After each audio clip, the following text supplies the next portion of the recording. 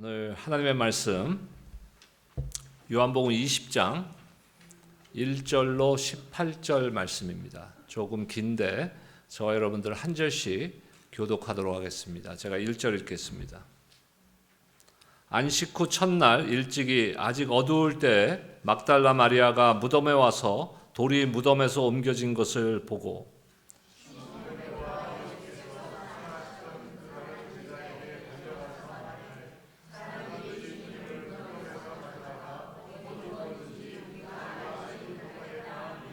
베드로와 그 다른 제자가 나가서 무덤으로 갈새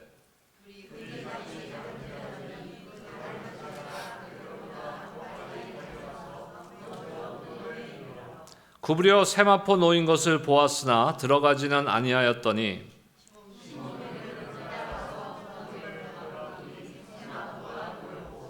또 머리를 쌌던 수건은 세마포와 함께 놓이지 않고 딴 곳에 쌌던 대로 놓여 있더라.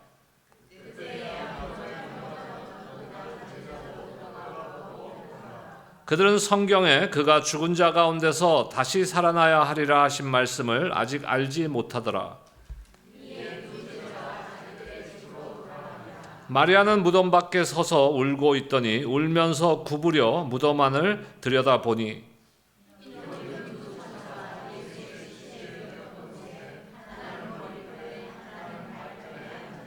천사들이 이르되 여자여 어찌하여 우느냐 이르되 사람들이 내 주님을 옮겨다가 어디 두었는지 내가 알지 못함이니이다.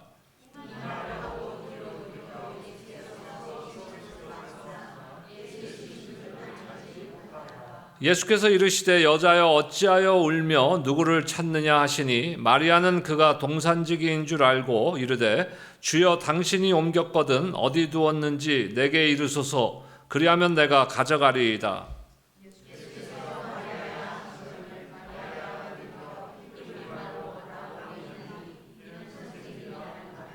예수께서 이르시되 나를 붙들지 말라. 내가 아직 아버지께로 올라가지 아니하였노라. 너는 내 형제들에게 가서 이르되 내가 내 아버지 곧 너희 아버지 내 하나님 곧 너희 하나님께로 올라간다 하라 하시니 막달라 마리아가 가서 제자들에게 내가 주를 보았다 하고 또 주께서 자기에게 이렇게 말씀하셨다 이르니라. 아멘. 부활 주일 후 첫째 주일입니다.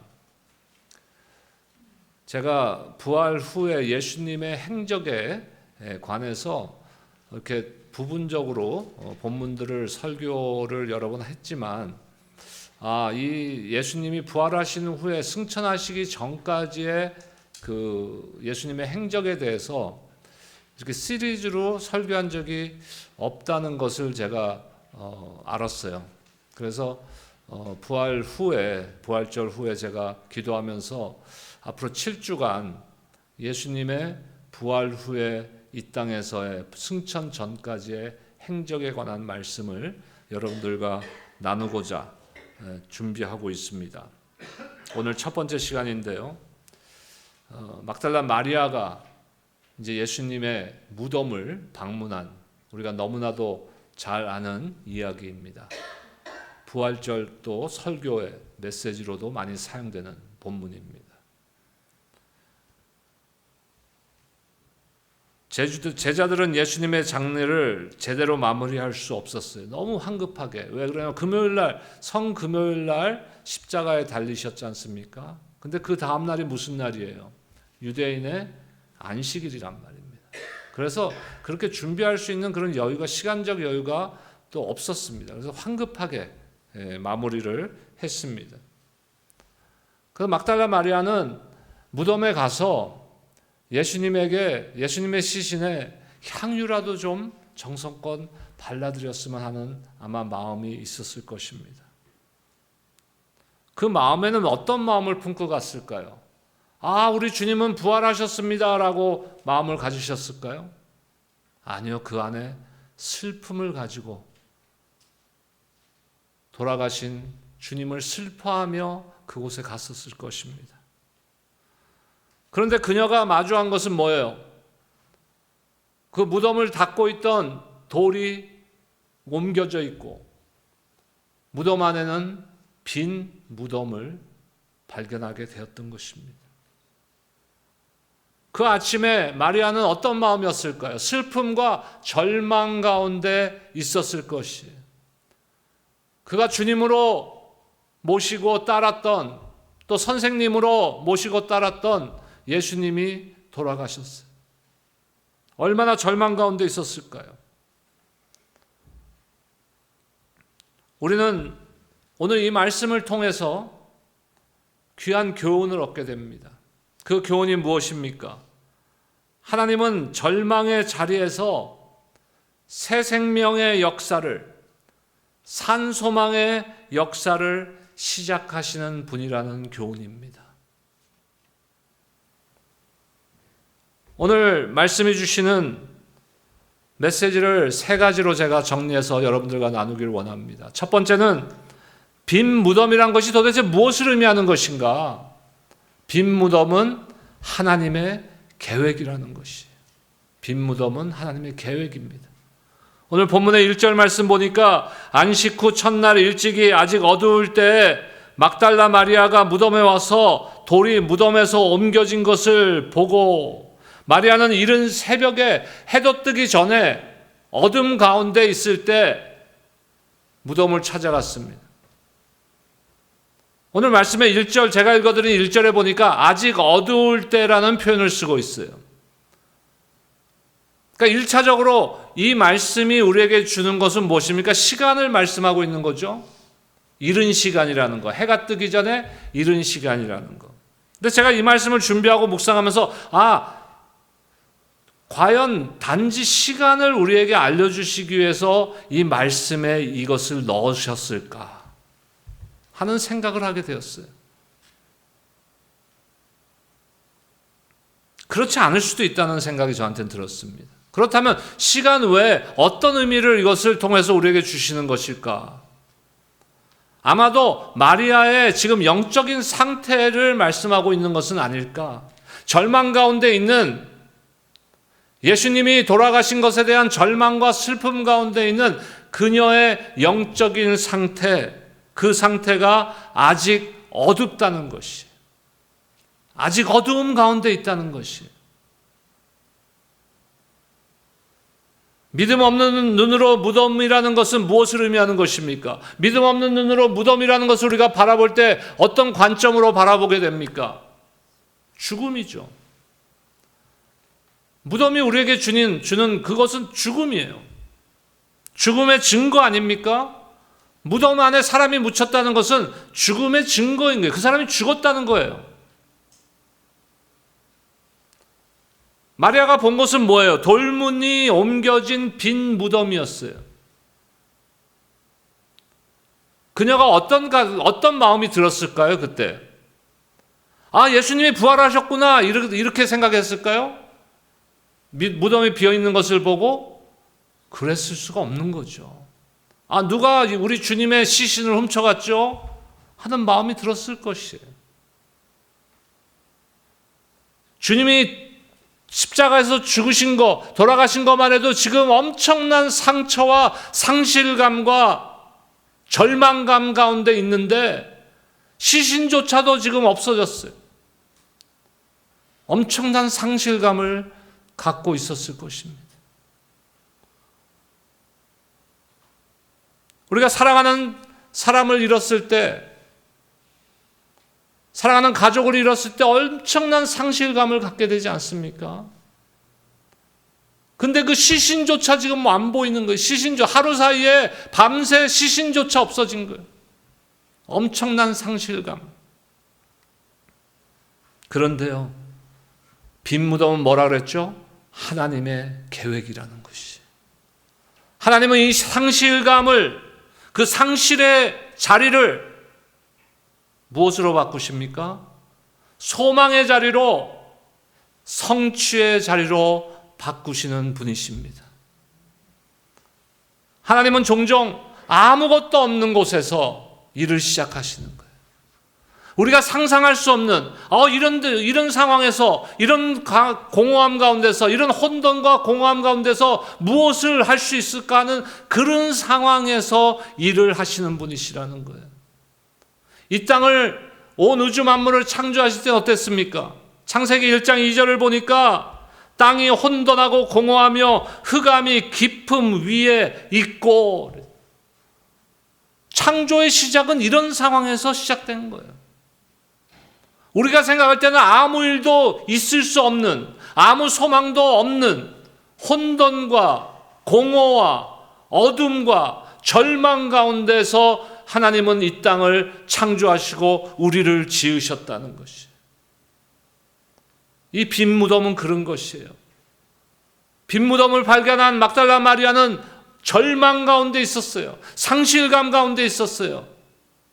하지만 하나님은 그 가운데서 새로운 일을 시작하시는 계획을 갖고 계셨다는 것입니다.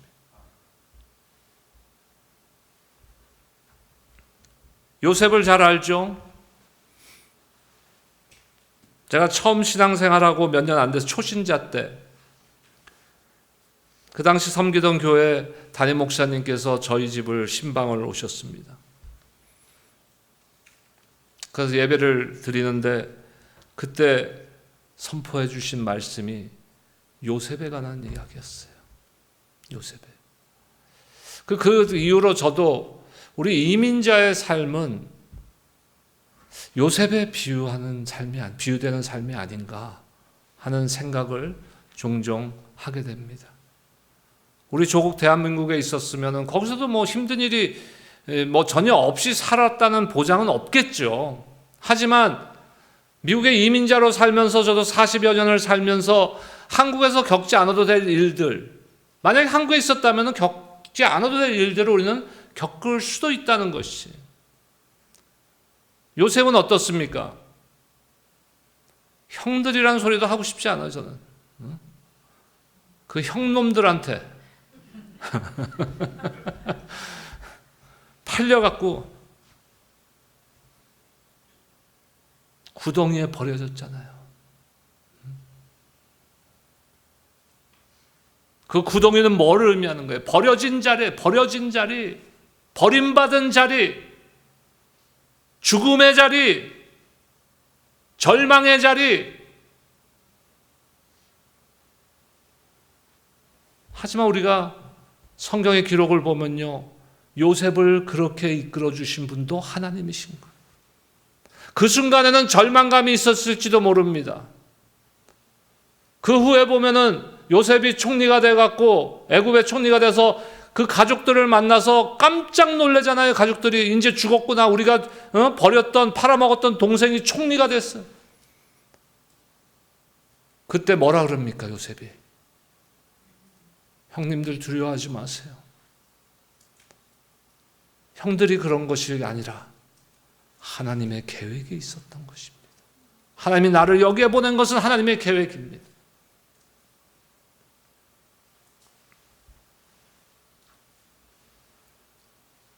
빈 무덤은요, 절망, 상실감, 죽음.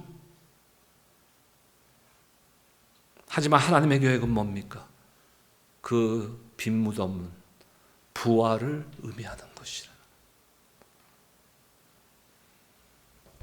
이 차이는요, 세상과 신앙의 차이인 거예요.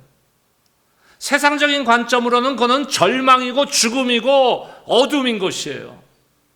하지만 신앙의 관점에서는 하나님의 계획이고 그것은 부활이고 우리에게 살아있는 산 소망을 주기 위함이라는 것을 여러분들 믿으시기 바랍니다. 이것이 빈 무덤을 통한 하나님의 계획인 것입니다. 혹시 여러분의 삶 가운데 이런 무덤과 같은 자리에 있는 순간은 없었나요? 어쩌면 지금 그런 통로를 지나고 있진 않나요? 관계에서 오는 어려움, 건강의 문제, 실패와 같은 무덤과 같은 실패, 상실감. 기도하라. 그러면 기도하면 주신다 했는데 아무리 기도를 해도 응답을 아직도 경험하지 못하고 있지는 않습니까?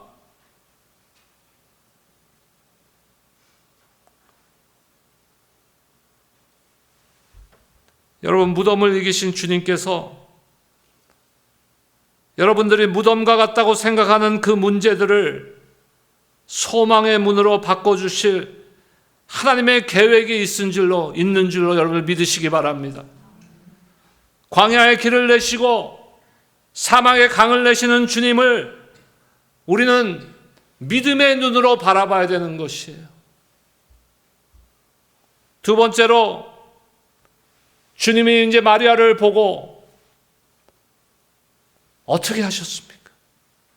16절 말씀 보겠습니다. 여러분들 한번 읽어주세요. 시작.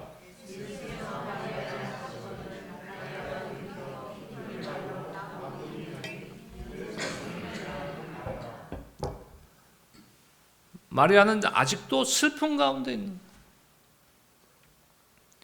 그래서 두 천사가 나타났는데 심지어 예수님도 그 자리에 있었어요. 마리아는 예수님을 마주하고 있어요, 지금.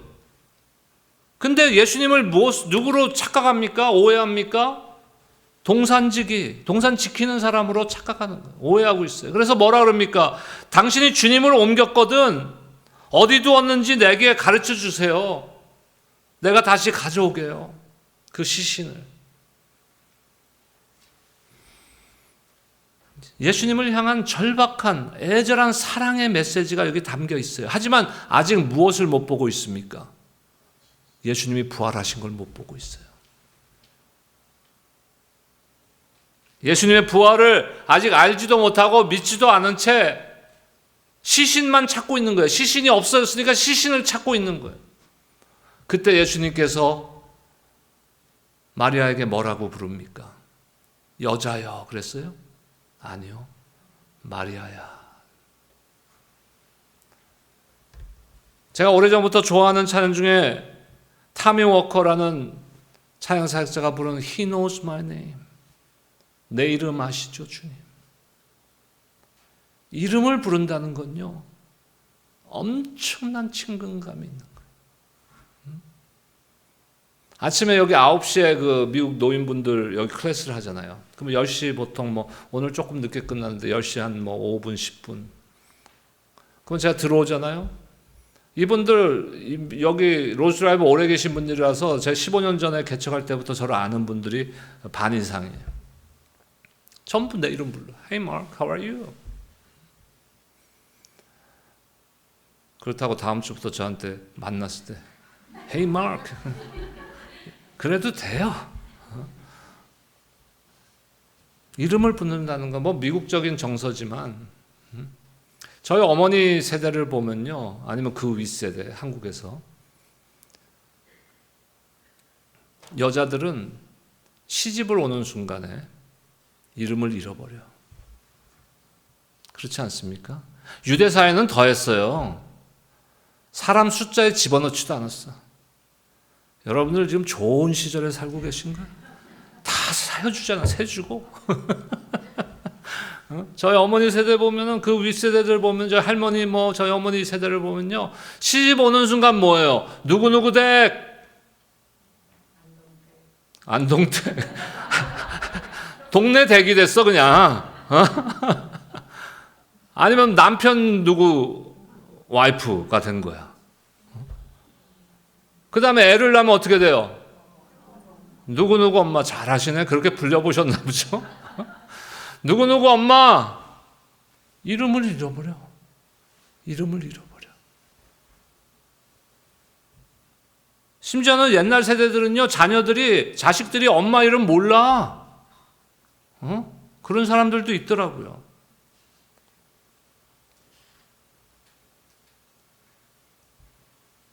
근데 지금 예수님께서는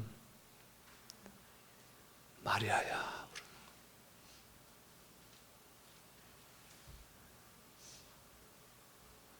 마리아야 부르니까 순간적으로 이 마리아는 확 변했어. 그걸 우리가 뭐라 그러냐면, 우리 금요예배 이름이 encounter. 예수님과 인격적인 만남이 확 돼버린 거예요, 그 순간에.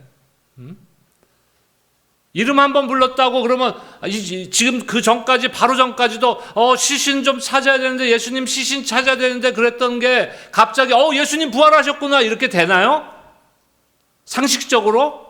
안 돼요. 그렇게는 인간적인 관점에서 볼 때는 예수님께서 마리아라는 이름을 부를 때 예수님과 마리아 사이에 인격적인 만남이 이루어졌기 때문에 마리아는 뭐라고 반응합니까? 라보요, 랍비요, 나의 선생님이요. 예수님 부활하셨군요. 우리가 누구의 양입니까? 우리 주님의 양들이잖아요. 우리의 선한 목자 되신 주님의 양들입니다. 우리는. 그러면 양들은 누구의 소리를 들을 줄 알아야 돼요? 목자의 음성을 들을 줄 알아야 되는 거예요. 요한복음 10장 3절 말씀 보겠습니다. 그는 자기 양의 이름을 각각 불러 인도하여 내느니라. 오시 우리 교회라는 공동체는 대단히 중요한 공동체입니다. 하나님께서 이 땅에 가족, 가정과 교회 두 가지의 공동체를 직접 세우셨어요. 나머지 공동체들은 다 사람들이 만든 거예요. 중요합니다. 근데 그보다 더 중요한 건 뭡니까? 지금 성경 제가 읽어드린 요한복음 10장 3절에 뭐라고 얘기하고 있어요?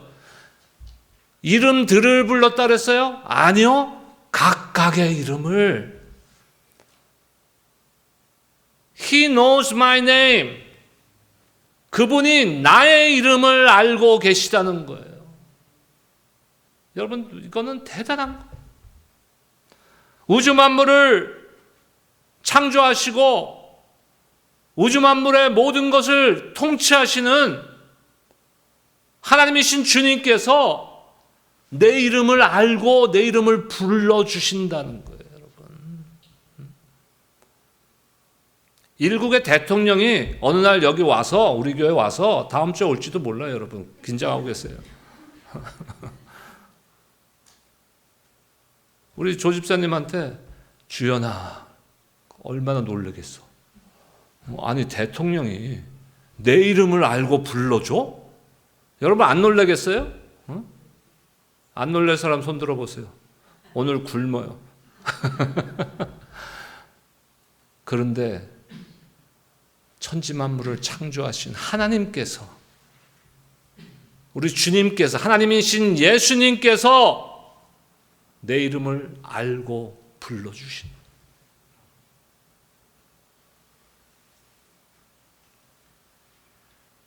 예수님이 마리아의 이름을 부른 순간 관계가 회복되고 절망이 소망으로 바뀐 것입니다. 죽음이 부활로 바뀐 것입니다. 주님은 오늘도 우리 각자의 이름을 부르고 계시는 줄로 믿습니다.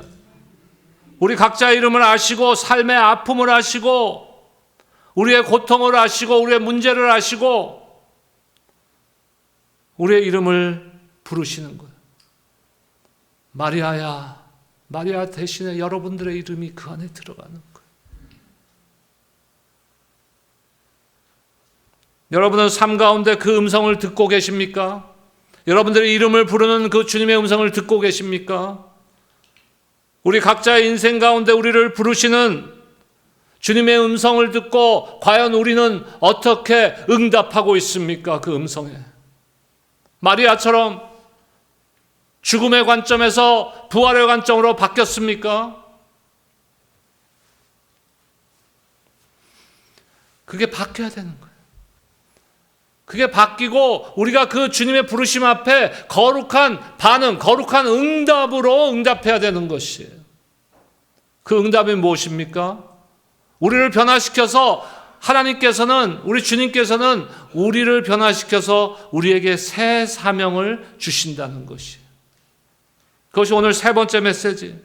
부활하신 예수님을 만나면 인생이 바뀝니다. 인생이 바뀌고 부활을 만나면 새로운 사명을 깨닫게 된다는 것이에요.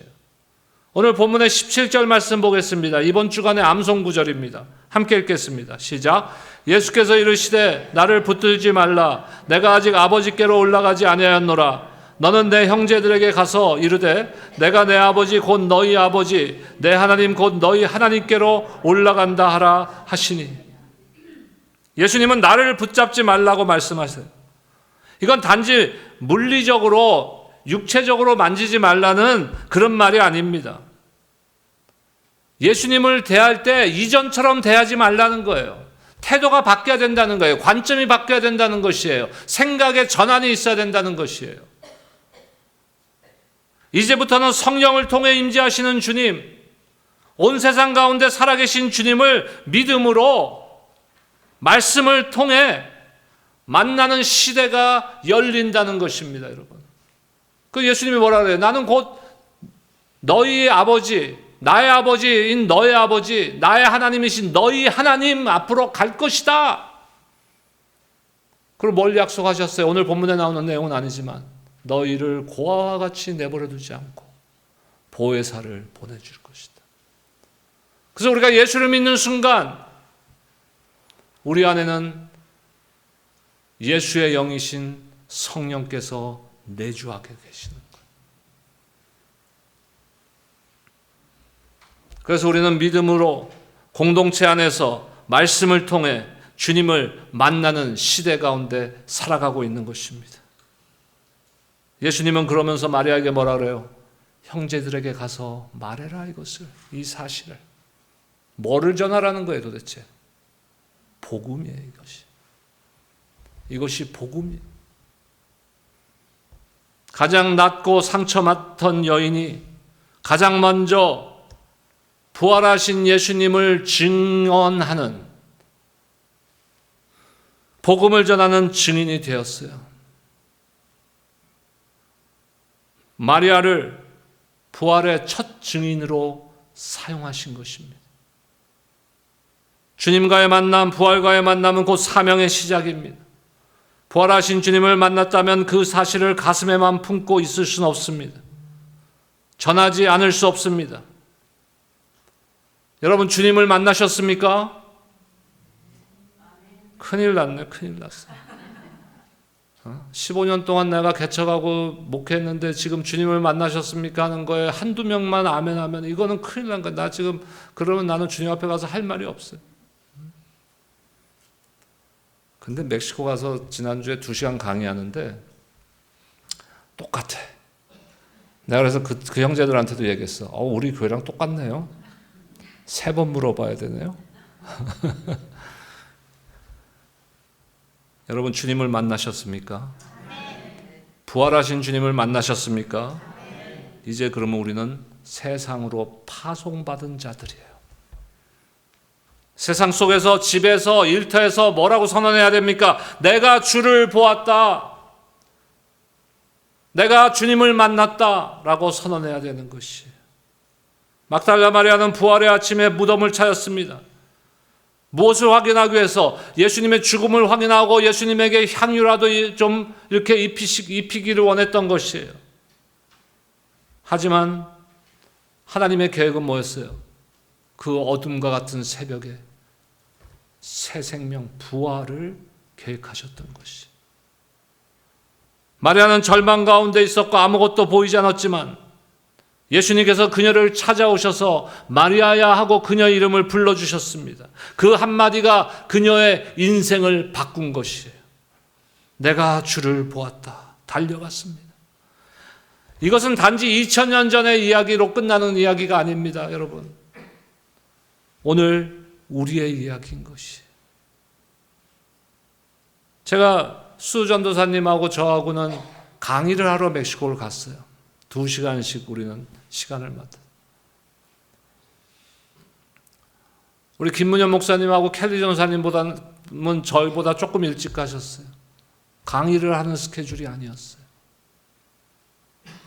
저는 우리 전우사님과 김문현 목사님에게 큰 도전을 받았어요. 나도 과연 아무것도 저쪽에서 요청을 안 하는데 무슨 강의 같은 거를 내가 안 할 건데 여기 가서 내가 이렇게 며칠씩 섬길 수 있을까? 수전사님하고 돌아오는 비행기 안에서 그런 이야기를 했어요. 다 우리의 역할이에요. 우리가 해야 될 일.